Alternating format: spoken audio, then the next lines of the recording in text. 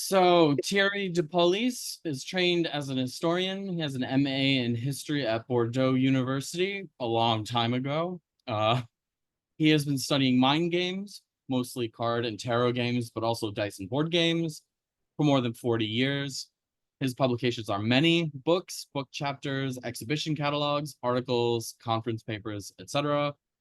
He focuses on primarily playing in tarot cards and the games played with them, but also race board games, mainly the family of top games, and the games that pre-Columbian people designed before Europeans got there. You can find a short list of his publication on the Wikipedia page that is devoted to him, which you can also read in Catalan and Egyptian Arabic if you so choose, which is an interesting phenomenon. So with that, thank you for being here, Thierry, and I will hand it over to you. Okay, thank you for joining and being present to listening to this talk called Yupana taptana. These are two Quechua words, abacus or gameboard, an interesting case study for AI application.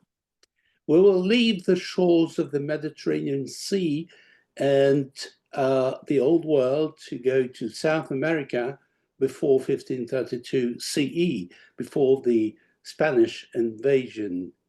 We will be exactly in the Andean area. What we call Andean area is more or less today's countries: Ecuador, Peru, Bolivia, northern Chile, northwestern Argentina, exactly more or less where the Inca Empire flourished between the 15th and the 16th century.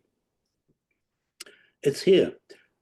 This is a division of South America into cultural areas made by two German scholars, Wolfgang Lindig and Mark Münzel, but we will deal only with the central Andes, that is the lands where the Incas ruled from 1400 roughly to 1533.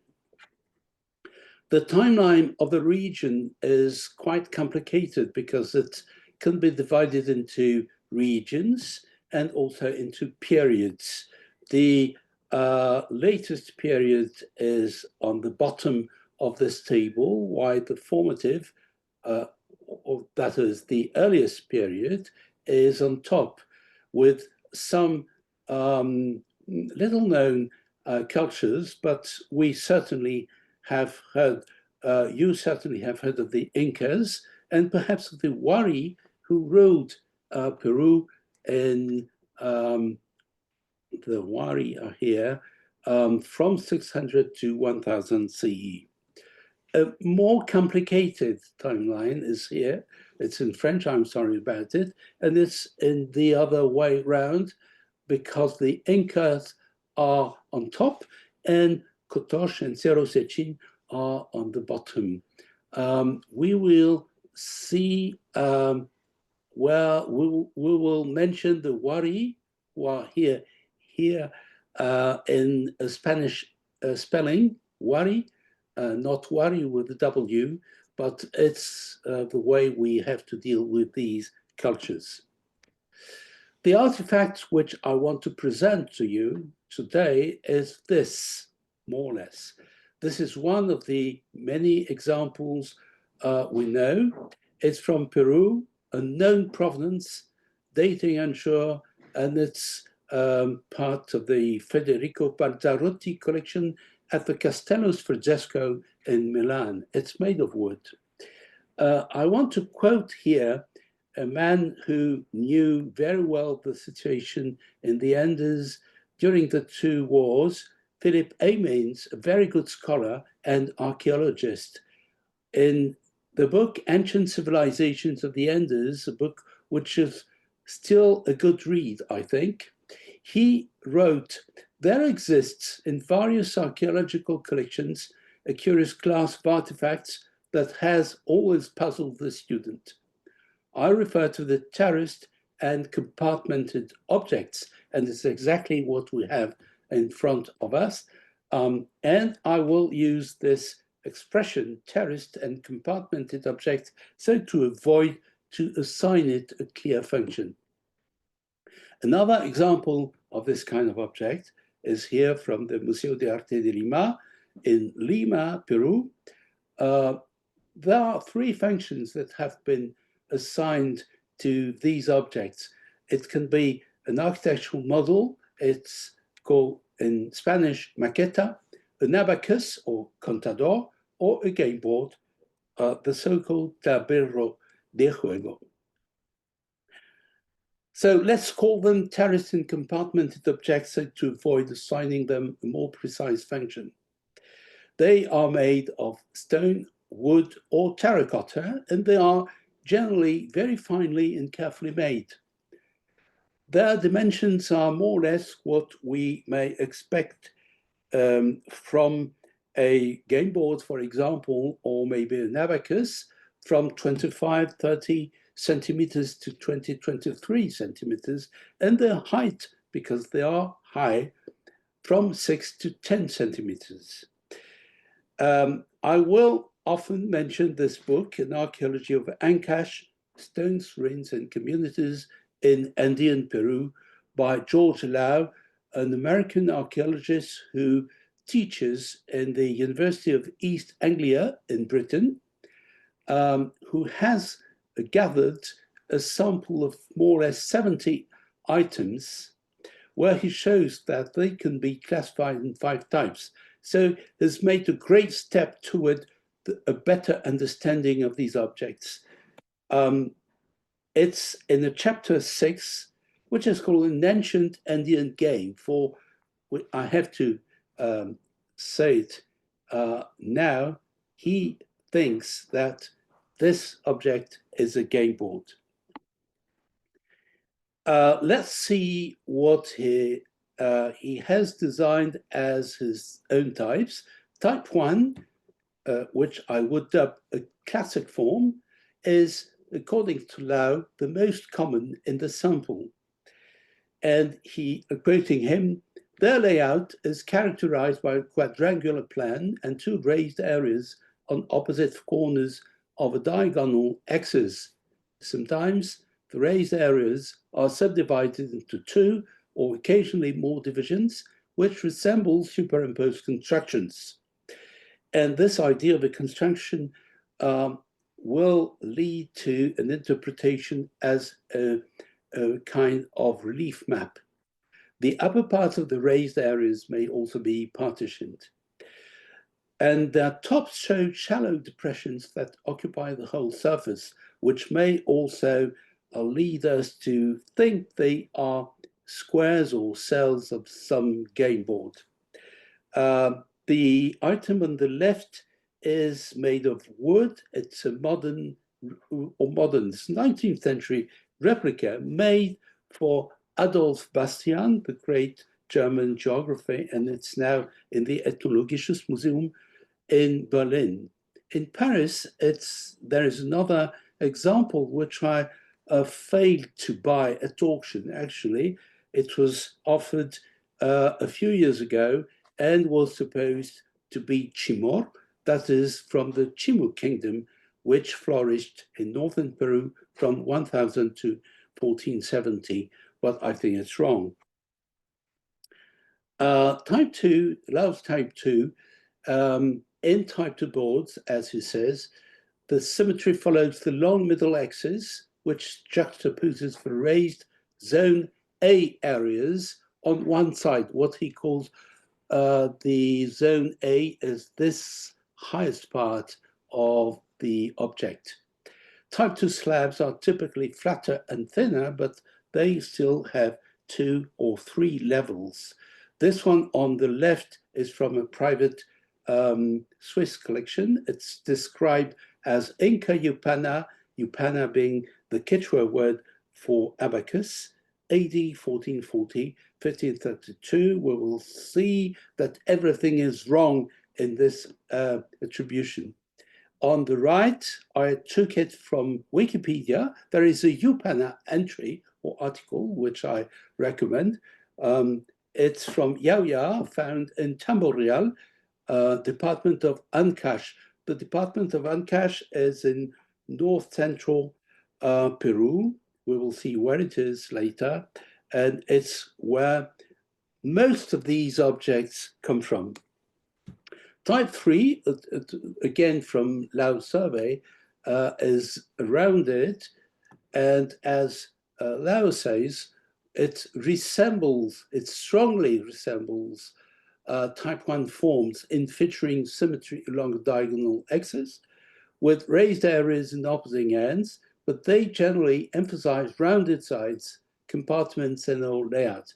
They may simply be variants of type 1, and I agree with him, and I would like to merge type 1 and type 3 to see how much different they are from type 2. This is on the left, a plaster cast of a lost stone artifact in the Musée du Quai Branly, Jacques Chirac in Paris. And on the right, again from the Castello Sforzesco in Milan. It's from Peru, but the provenance is unknown, the exact provenance, I mean, and the dating is unsure, as in many public collections. For types 4 and 5, I think we can neglect them. Type 4 are stones. They are long and flat.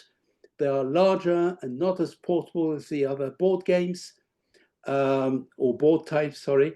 It seems likely that these stood for by embedding the opposite narrow edge into the ground or a masonry base. That is what Laus says. But there are only 3 examples of this type, and they are differently organized to the first 3 types. So I think we can neglect them.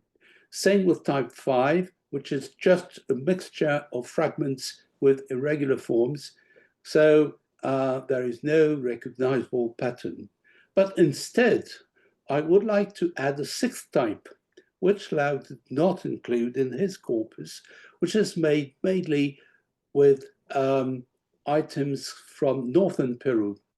Type 6 is found in southern Peru, in Ica, and the region of Ica, in Carua. It is a man called Radicati di Primelio, Carlos Radicati di Primelio, or Carlo, if we want to give him back his first Italian name, because he came from Piedmont. But he has been living in Peru for a long time, until his death in 1990, I think. He was very influential in the study of these objects, of these artifacts. He is the only one who included these objects. They seem to come from Carua, near Ica, in the south of Peru. They are flat, carved in small squares and long rectangles, some more or less something similar to the other items, but dating is unknown. If we can merge Laos type 1 and type 3 being the rounded one, as they have the same structure, we have a total of 30 examples. Type 2 consists of 18 boards, according to Lao, also, so that we have to deal with 48 terraced and compartmented objects, mostly preserved in public and private collection from northern Peru, mainly, but the European and North American museums, save one, have not been investigated, so we have some more work to do. Here is a kind of visual summary: type 1, type 2 on the right, and my type 6, to show how similar they may be. So one thing is sure, these artifacts are definitely not Inca. They are very often presented as Inca, but they are not.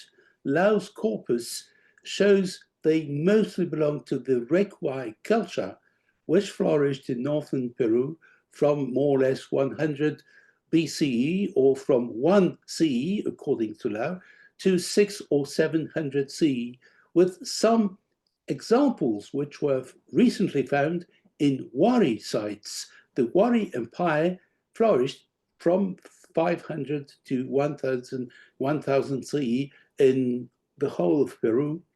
And one was found in Cerro Baul near Lima, and this one was found in Pumapucyo and was published by Lidio Valdez, who also believes it is a game board, whence the title of his recent article, El Tablero de Pumapucyo, Un Juego de Mesawari, a game board or a board from Pumapucyo, perhaps a Wari board game in Surandino in 2021.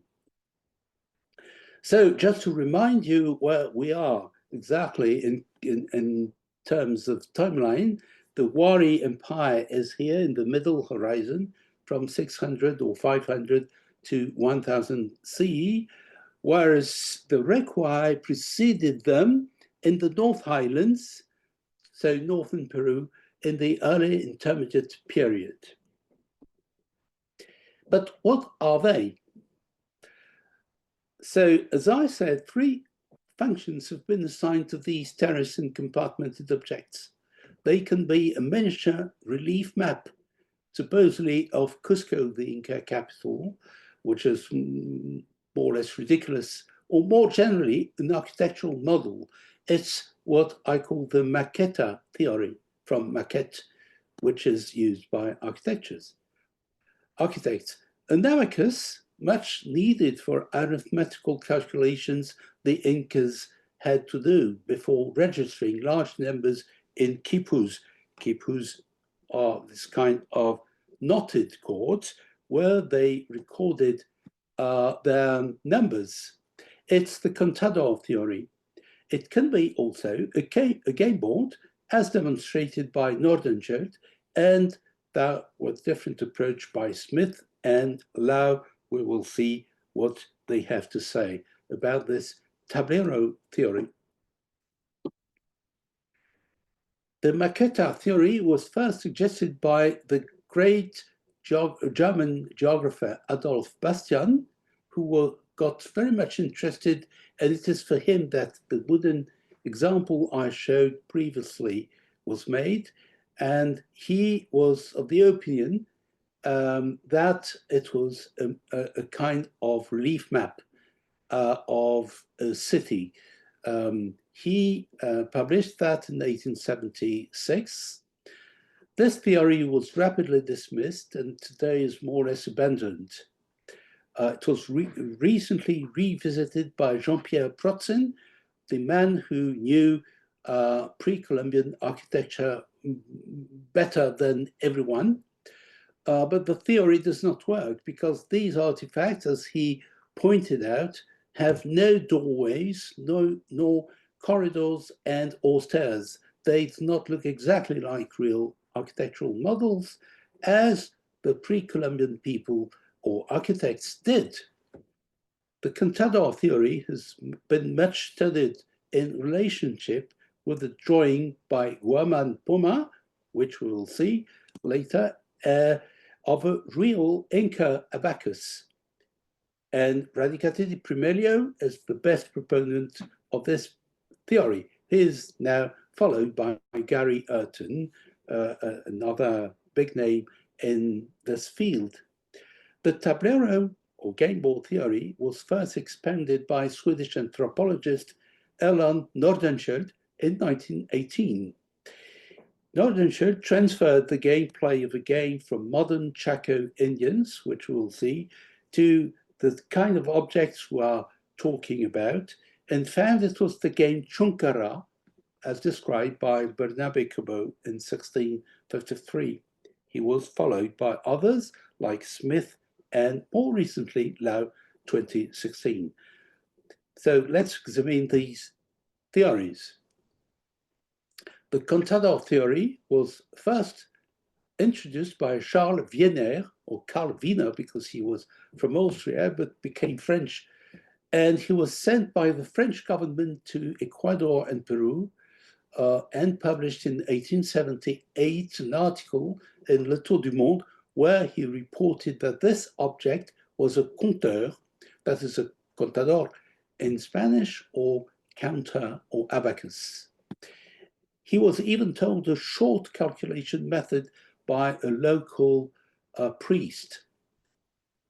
In 1912, two French Americanists, René Verneau and Paul Rivet, in their book Ethnographie ancienne de l'Équateur, approved Charles Wiener's opinion, dismissing Bastien's interpretation of a relief map. It was in 1979 that Radicati di Primelio, in his little book, El Sistema Contable de los Incas, the accounting system of the Incas, who gave a serious impetus to this contador theory. He related the terraced and compartmented objects to this drawing, which you see on the right by Guaman Puma, showing an Inca quipu camayok, or quipu keeper, so an accountant, with a real abacus at his feet. Guaman Puma was an Indian from Peru who worked as a civil servant for the Spanish crown, but he had a vast knowledge of the Inca culture of his own ancestors, and he wanted to show to the King of Spain how great was the Inca civilization and how brutal and bad were some of the Spanish priests, missionaries, and civil servants who were very aggressive with the Indians. So he wrote a book in Spanish with many illustrations, and this manuscript, which was sent to Spain, apparently, was probably given as a diplomatic gift to the Danish crown. So it is in the Royal Danish Library that it is kept today. It is entirely digitized. It was only in the 20th century that attention was called on this manuscript in 1937 by Paul Rivet. But it was only in 1980 that we had a critical edition of the text, and finally it was digitized. Today, the bibliography about this book and his author, Guaman Puma, is enormous.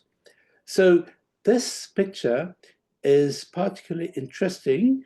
You have to know that the Incas and their predecessors didn't like images. I mean, they never represented realistic or even human and even animal being in their pictures. They only love abstract art.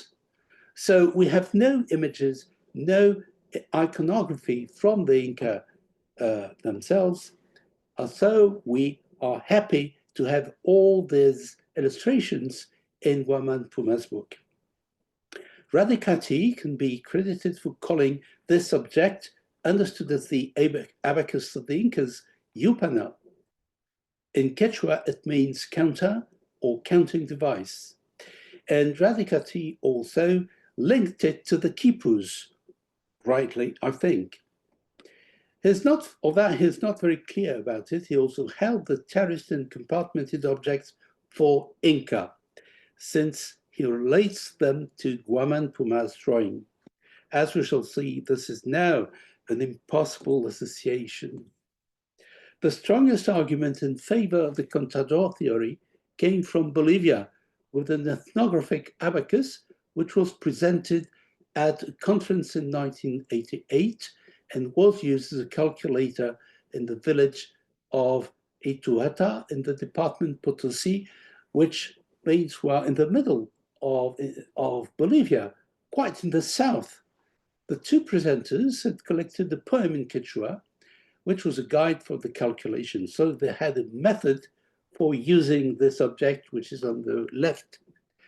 It's the only thing we have, only a drawing, no photographs, and we don't know whether other villages in the region were using this kind of object. The Bolivian device is very similar to Laos type 2 tableros, of an example of which is on the right. We have seen it already, but we are very far from the Requai region or area and time. The calculator wasn't much needed for the Incas because they had to handle large numbers, which they recorded in quipus. We know that some ethno-historical sources, that is the Spanish chroniclers and missionaries who wrote books, dictionaries, and chronicles, these sources report the use, or one of these, report the use of seeds for making calculations. And another one, but much later, clearly mentions certain archives or deposits made of wood, stone, or clay with various separations in which they placed small stones of different sizes, colors, and angular figures. That's from Juan de Velasco. It's dated 1789, although the book was published only in 1841. It's his Historia del Reino de Quito en la América Meridional. Quito is, I have to recall it, the capital of Ecuador, not exactly in Peru. So it's very typical of northern Peru and Ecuador to have these objects with various separations. So is it it? It's unsure. The Bolivian device we have seen applies to Laos type 2 only. There is no definite clue to ascertain the relation between type 1-3 from Lao and type 2. They may be two kinds of very different objects. They are just found in the same region and are related to the same Requai culture. So now it's clear that Guaman Puma's Inca abacus from his drawing is not related to the archaeological terraced and compartmented objects. Whether these are abacuses or not remains uncertain. And there are some more issues. Since the early 20th century, scholars have claimed that in the Andes, counting boards, which now are called Yupanas, are essential to the quipus. But in Requai times, there were no quipus. These ingenious devices are today understood as they were introduced by the Wari Empire from 500 to 1000 CE. So did the Requai have an abacus without quipus? This seems unlikely. The diagram we have seen by Guaman Puma is clearly identified as an abacus, but it doesn't look like the terrace and compartmented objects. It's a flat board, not a compartmented terrace. Several authors have tried to reconstruct the calculation method used with this diagram, and there have been 18 attempts to find a functional method, but none has tried to offer a calculation method for the archaeological objects. It's completely silent. If type 2 objects can safely, more or less safely, seen as abacuses, were the Requai so advanced that they could design such a complex instrument? The Requai were organized as chiefdoms, not as a state society. The real function of Laos type 1 and 3 therefore remains uncertain. Now to the tablero theory. It was first expounded by Nordenschert in 1918 in Zeitschrift für Ethnologie. He took a race game he had observed among the Chaco Indians in the early 20th century, which is so different. We will see how it looks like, and applying its gameplay, now simplifying it to the terraced and compartmented object, found that it was playable. So it was it. Also, the Chaco name of the game, Chuca, was thought to derive from Quechua chunca, 10, and therefore could be related to an Inca board game called Chunkara, described by Father Cobo, whom we have already met, in 1653. Although it's severely different, and there is a severe discrepancy between the text, Cobo's text, and the real object. You have the translation from De los Juegos chapter in Bernabe Cobo's Historia del Nuevo Mundo, written in 1653, but published in 1893. It's the most detailed list of Inca games, but what he says of Chunkara is completely impossible to understand. 5 small hollows scooped out in some flat stone. It doesn't seem to be related to our object. Indeed, if it is tempting to compare the arrangement of the cells. If we see them from the top, we can see something like a chessboard, but it would be a 3-dimensional chessboard because there are different levels. About Chuka, the Chacoan game, it is a race game that was reported by Nordenskiöld from various tribes in the Chaco area. It's played on a kind of bent track with 10 or 11 spaces on each side. Each player has only 1 active pawn and 10 to 12 passive pawns called sheep. It's a race game with a direct and final capture. There is a river where the pawn, which is in the middle here in gray, where the pawns may be drawn. The dice are double-sided sticks. It seems difficult, however, to adapt the gameplay of this Chaco game to a terrace and compartmented object, of which I also show an example. So the Chaco area is here, so quite near the enders. But Nordenskiöld's demonstration is not flowless. In fact, it's full of flows. It is an extraordinary melange of sources associating this Chacoan race game with a terraced and compartmented object, which is completely different in shape, having only 7 spaces on each side instead of 10 to 11. The methodology here is seriously biased and misleading, and even, I think, deceiving. It's just using an artifact whose function is unknown and applying it to any set of possible instruction. Let's take a pen and say it's a helmet. It's the same. And now that we know that the terrace and compartmented objects are not Inca, whereas Nordenskiöld thought it was Inca, his theory becomes extremely weak. Nonetheless, some scholars have followed him. In 1977, John Smith, Jr., in an article published in Indiana, presented the earliest such object found in an archaeological context and radiocarbon dated, if you please. This type 1 example comes from Pashash, a Recuay site, so in northern Peru. We will see where the Recuay culture flourished, and is dated circa 500 CE.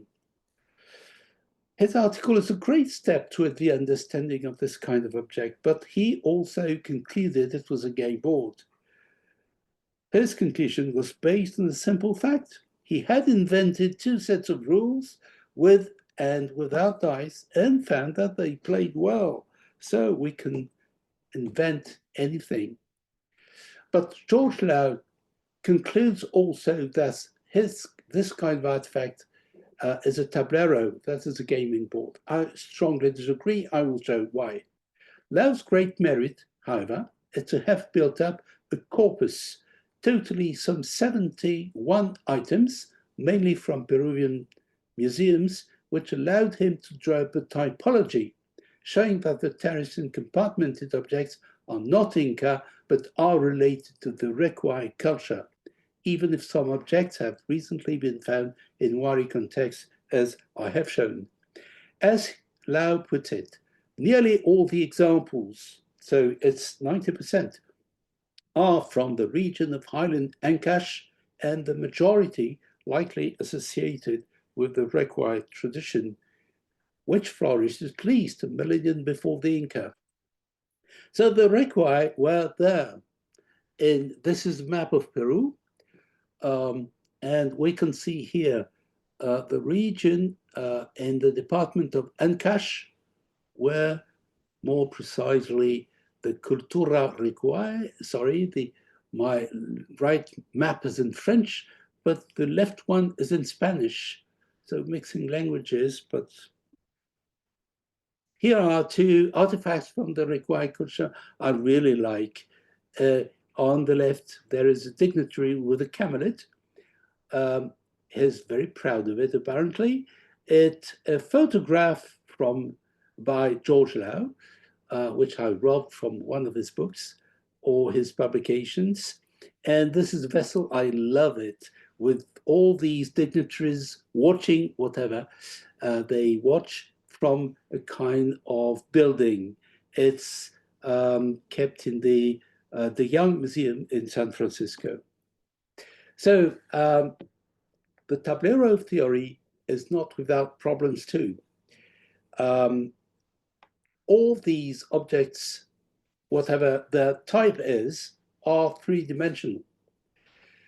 We know, unfortunately, of no example of 3D game boards in the vast corpus of traditional board games, even in the New World. One might even wonder why it should have 3 dimensions, whereas the game pieces must slide from one position to another without encountering too many obstacles. And here there are obstacles. The Indian board games that can be reconstructed, actually for the Incas, do not have more than 2 dimensions.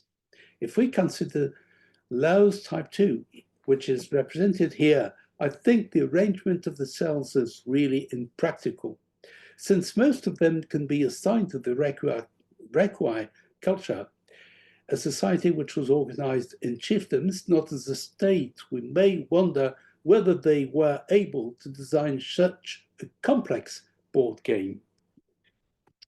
Because I think there is a strong relationship, as I have shown in an article, which I presented in the 2021 Board Game Studies Colloquium in Paris. There is a strong relationship between state society and board games. Before state societies, we have no example of any board game designed in chiefdoms, for example. And we see here that Estados Prístinos or Primario, these are early state societies, the Moche and the Tiwanaku. And he's the later state societies with the Wari, the Chimu, and the Inca. It is my opinion that these artifacts are not gaming boards. Neither those type 1-3 and type 2 would fit a practical game board. The 3D structure is unnecessary, and Norton Show's demonstration is completely flawed. Also, I think the Recuay were not in a development stage that would allow them to have board games. And I refer to my publication called A Timeline of Mind Games with some correlations, which you can find my academia.edu account, or also on the French depot for contributions called HAL, I think, which is very complicated, actually. We know very little of Inca games, about which I published an old article in 1998 and made later presentations with updated materials. But we know absolutely nothing about predecessors' games, even the Chimu, which were a very refined and well-organized society, or the Wari, not to mention the Tiwanaku, which all are recognized as state societies, have left nothing that could be identified as gaming instruments. Perhaps, and it's a call I make, AI could help us decide whether these objects can be played at all. It would be nice to complete Lau's corpus first, to use his detailed analysis, which is very good, in number and arrangement of cells, and train some LUDI program. So what else they can be? Are these artifacts calculators? It was my theory for a long time, but now I have doubts. What I said of the require in terms of development, called by some evolution for the gaming board theory, may be applied to the contador theory. For an interesting critique of the counting board, Yupana theory, I recommend this video by Chris Stecker on YouTube, Inca Counting Boards and the Table Yupana, which was posted on 27th January 2023. It's fun, but it's very good. In her 2008 study of Guaman Puma's abacus, the drawing I show you, or Yupana, where she offers a brilliant hypothesis for the calculation method for Guaman Puma's abacus only, Cinzia Florio, an Italian ethno-mathematician, also considered the three-dimensional Yupanas that she calls Yupanas a deposito, storage Yupanas, in other words, our terraced and compartmented objects. She wrote, in conclusion, we can't say what the storage Yupanas were used for, but we can reasonably assume that they were not used to perform calculations in the Inca era. And she confirmed to me that conclusion in a private email exchange. Would they be something else? Portable wakas or iconic maquettes? And that's the end of my talk. Thank you for your attention.